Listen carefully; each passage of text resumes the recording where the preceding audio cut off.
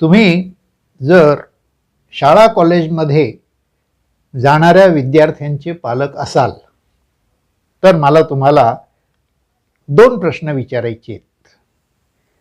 पहिला प्रश्न म्हणजे तुमच्या मुलांना म्हणजे मुलींना सुद्धा मागे जी परीक्षा झाली त्याच्यात किती मार्क मिळाले, किती पर्सेंटेज ऑफ मार्क होते? तर मला वाटतं तुम्ही अगदी ॲक्युरेट सांगू शकाल.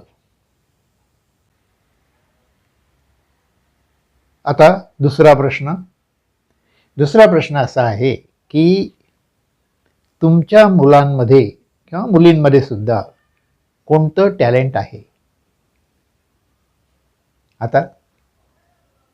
आता बऱ्याचशा पालकांना विचार करावा लागेल आणि काही पालक तर त्याचं उत्तर सुद्धा देऊ शकणार नाही, कारण आपण पर्सेंटेज ऑफ मार्क्सचे इतके मागे लागलेलो आहोत की टॅलेंट नावाचा काही प्रकार असतो हे सुद्धा आपल्याला आता माहीत करून घ्यायची गरज भासत नाही.